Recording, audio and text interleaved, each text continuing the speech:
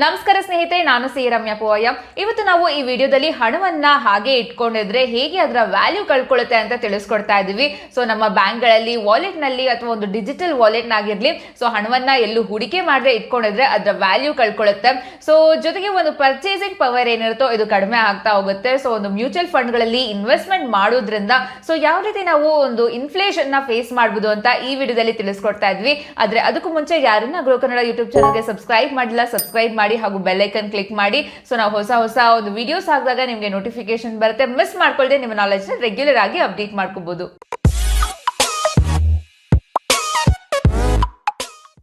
ಇವತ್ತು ನಾವು ಈ ವಿಡಿಯೋದಲ್ಲಿ ಏನೆಲ್ಲ ಕವರ್ ಮಾಡ್ತಿದ್ವಿ ಅಂತ ಅಂದ್ರೆ, ಒಂದು ಕನ್ಸ್ಯೂಮರ್ಸ್ ಮೇಲೆ ಈ ಒಂದು ಇನ್ಫ್ಲೇಷನ್ ಹೇಗೆ ಪ್ರಭಾವ ಬೀರುತ್ತೆ, ಸೊ ಇನ್ಫ್ಲೇಷನ್ ಯಾಕೆ ಗಗನಕ್ಕೆ ಏರ್ತಾ ಇದೆ, ಇನ್ಫ್ಲೇಷನ್ ನ ಹೇಗೆ ನಾವು ಸೋಲಿಸಬಹುದು, ಇನ್ನೊಂದು ಆವರೇಜ್ ಇನ್ವೆಸ್ಟರ್ಸ್ ಗಳಿಗೆ ಹೇಗೆ ಮ್ಯೂಚುವಲ್ ಫಂಡ್ ವರ್ಕ್ ಆಗುತ್ತೆ ಅಂತ ತಿಳಿಸ್ಕೊಡ್ತಾ ಇದೀವಿ. ಸೊ ಇದರ ಇಂಪ್ಯಾಕ್ಟ್ ಕನ್ಸ್ಯೂಮರ್ಸ್ ಗೆ ಹೇಗಾಗ್ತದೆ ಅಂತ ನೋಡೋದಾದ್ರೆ, ಸೊ ಒಂದು ಮಾತಿದೆ, ಸೊ ಇವತ್ತಿದ್ದ ₹1 ನಾಳೆ ಒಂದಕ್ಕಿಂತ ಹೆಚ್ಚು ಅಂತ.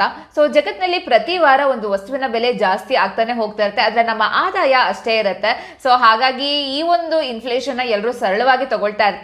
ಸೊ ಆದ್ರೆ ನಾವು ಒಂದು ಎಕ್ಸಾಂಪಲ್ ಮುಖಾಂತರ ನೋಡೋದಾದ್ರೆ, 1985 ನಲ್ಲಿ 500 ಗ್ರಾಮ್ಸ್ ಬೆಣ್ಣೆಗೆ ₹6.5 ಇತ್ತು.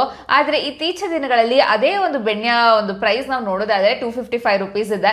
ಸೊ ನಾವು ಅದೇ ಒಂದು ₹6.5 ನ ಹಾಗೆ ಇಟ್ಕೊಂಡಿದ್ರೆ ಅದಕ್ಕೆ ಯಾವುದೇ ತರದ ವ್ಯಾಲ್ಯೂ ಇಲ್ಲ ಇತ್ತೀಚಿನ ದಿನಗಳಲ್ಲಿ. ಸೊ ಇನ್ನೊಂದು ಎಕ್ಸಾಂಪಲ್ ನಾವು ನೋಡೋದಾದ್ರೆ ಪೆಟ್ರೋಲ್ ನ ತಗೊಳ್ಬಹುದು.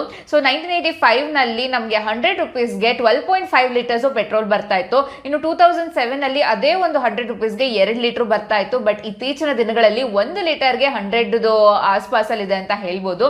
ಸೊ ಹಾಗಾಗಿ ಈ ಒಂದು ಇನ್ಫ್ಲೇಷನ್ ಯಾವ ರೀತಿ ಇಂಪ್ಯಾಕ್ಟ್ ಆಗುತ್ತೆ ಅಂತ ನಮ್ಗೆ ಇಲ್ಲಿ ಗೊತ್ತಾಗ್ತಾ ಹೋಗುತ್ತೆ.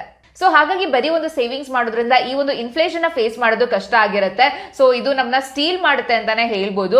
ಸೊ ಒಂದು ಉದಾಹರಣೆಯಲ್ಲಿ ನೋಡೋದಾದ್ರೆ, ನಾವು ಭಾರತದಲ್ಲಿ ಒಂದು ಏಪ್ರಿಲ್ 2022 ನಲ್ಲಿ ಸೊ 8 ಇಯರ್ಸ್ ಹೈನ ಗಮನಿಸ್ತೀವಿ. ಸೊ 7.79% ಇತ್ತು CPI. ಸೊ ಒಂದು ಮೇ ನಲ್ಲಿ ನೋಡಿದ್ರೆ 7.04% ಇದೆ. ಸೊ ಸ್ವಲ್ಪ ಕಡಿಮೆ ಆಗಿದೆ. ಸೊ ಹಾಗಾಗಿ ಒಂದು ಅನೇಕ ತಿಂಗಳುಗಳವರೆಗೆ ಇದೊಂದು ಸಮಸ್ಯೆಯಾಗಿ ಉಳಿಬಹುದು. ಇನ್ನು ನೆಕ್ಸ್ಟ್, ಈ ಒಂದು ಇನ್ಫ್ಲೇಷನ್ ಗಗನಕ್ಕೆ ಏರ್ತಿರೋದಕ್ಕೆ ಕಾರಣ ಏನು ಅಂತ ನೋಡೋದಾದ್ರೆ, ಸೊ ಕೋವಿಡ್-19 ಸಿಚುವೇಶನ್ ನ ಒಂದು ಈಸಿಯಾಗಿ ಫೇಸ್ ಮಾಡೋದಕ್ಕಾಗಿ ಈಸಿ ಮನಿನ ಒಂದು ಸೊಸೈಟಿಗೆ ಬಿಡ್ತಾರೆ ಸೆಂಟ್ರಲ್ ಬ್ಯಾಂಕು. ಸೊ ಹಾಗಾಗಿ ಒಂದು central bank government long term bonds ನ ಪರ್ಚೇಸ್ ಮಾಡಿ, ಜೊತೆಗೆ ಒಂದಷ್ಟು ಅಮೌಂಟ್ ನ ಪ್ರಿಂಟ್ ಮಾಡಿ ಇಕಾನಮಿಗೆ ಬಿಟ್ಟಿರೋದ್ರಿಂದ, ಸೊ ಈ ಒಂದು ಲಾಕ್ ಡೌನ್ ಮತ್ತೆ ರೆಸ್ಟ್ರಿಕ್ಷನ್ಸ್ ನೆಲ್ಲ ರಿಮೂವ್ ಮಾಡಿದ್ಮೇಲೆ ಸಡನ್ ಒಂದು ಡಿಮಾಂಡ್ ರೇಸ್ ಆಗಿರೋದ್ರಿಂದ ಸೊ ಒಂದು ಇನ್ಫ್ಲೇಷನ್ ಆಗ್ತಿದೆ ಅಂತ ಹೇಳ್ಬೋದು. ಇನ್ನು ನೆಕ್ಸ್ಟ್, ಒಂದು ಗ್ಲೋಬಲ್ ಇಕಾನಮಿ ರಿಓಪನ್ ಆಗಿರೋದ್ರಿಂದ ಸೊ ಇಲ್ಲಿ ಪ್ರೈಸಸ್ ಜಾಸ್ತಿ ಆಗಿರೋದನ್ನ ನೋಡ್ತೀವಿ. ಸೊ ಇಲ್ಲಿ ಇನ್ಫ್ಲೇಷನ್ ಏನಿದೆಯೋ ಅದು ಒಂದು ಫ್ಯೂಯಲ್ ಮೇಲೆ ಹೇಗೆ ಒಂದು ಪ್ರೈಸಸ್ ಜಾಸ್ತಿ ಆಗಿರೋದನ್ನ ನಾವು ಗಮನಿಸ್ತೀವಿ. ಇನ್ನೊಂದು ರಷ್ಯಾ ಹಾಗೂ ಯುಕ್ರೇನ್ ವಾರು ಸಹ ಇನ್ಫ್ಲೇಷನ್ ಒಂದು ಗಗನಕ್ಕೆ ಏರೋದಕ್ಕೆ ಸಹಾಯ ಮಾಡ್ಕೊಟ್ಬಿಟ್ಟಿದೆ.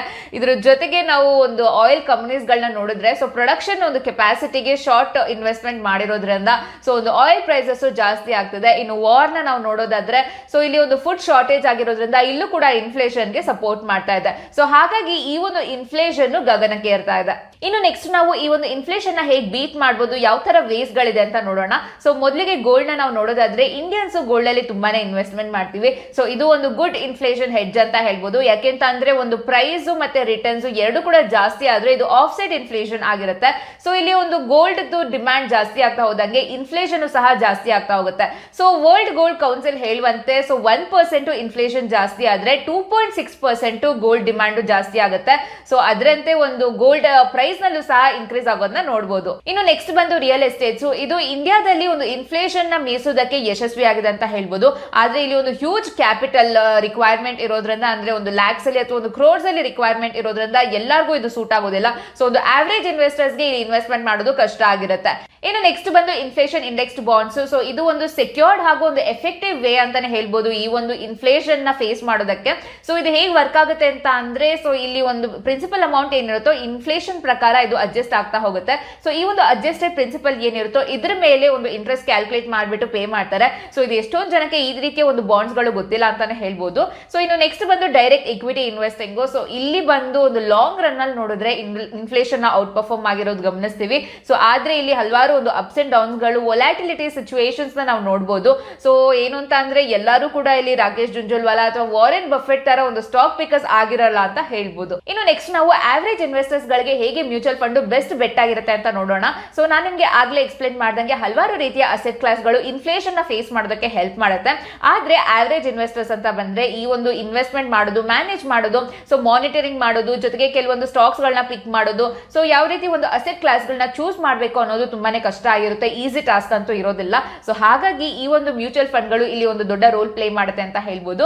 ಸೊ ಮ್ಯೂಚುವಲ್ ಫಂಡ್ ಏನಾಗುತ್ತೆ ಅಂತ ಅಂದ್ರೆ ಒಂದು ಪ್ರೊಫೆಷನಲ್ಸ್ ಇಲ್ಲಿ ಒಂದು ಎಕ್ಸ್ಪೀರಿಯನ್ಸ್ ಇದ್ದು, ಜೊತೆಗೆ ಎಕ್ಸ್ಪರ್ಟ್ಸ್ ಗಳು ಏನ್ ಮಾಡ್ತಾರೆ ಅವರೇ ಒಂದು ಚೂಸ್ ಮಾಡಿ ಒಂದು ಫಂಡ್ ನ ಮ್ಯಾನೇಜ್ ಮಾಡೋದ್ರಿಂದ ಇಲ್ಲಿ ಆವರೇಜ್ ಇನ್ವೆಸ್ಟರ್ಸ್ ಗಳಿಗೆ ಒಂದು ಹೆಲ್ಪ್ ಆಗುತ್ತೆ ಅಂತ ಹೇಳ್ಬೋದು.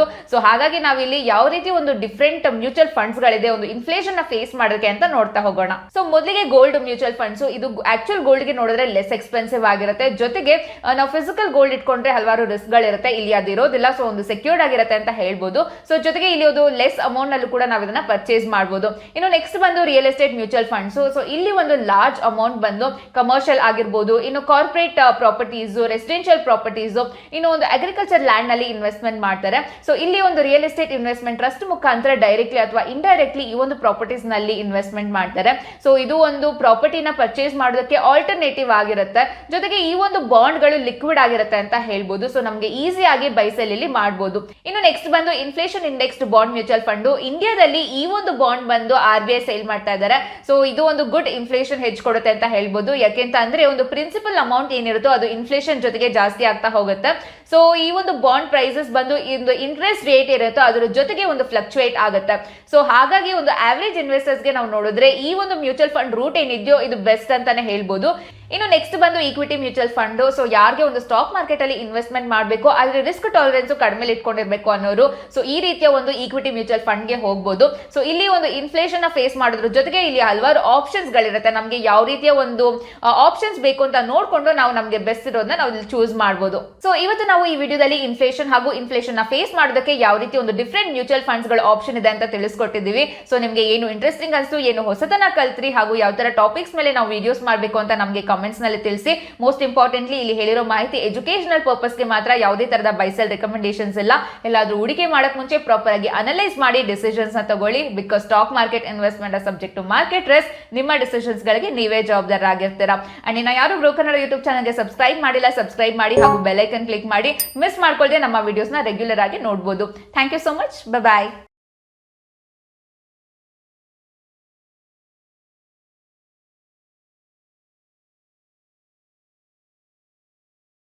Investment in securities market are subject to market risks. Read all the related documents carefully before investing. Please read the risk disclosure documents carefully before investing in equity shares, derivatives, mutual fund, and or other instruments traded on the stock exchanges.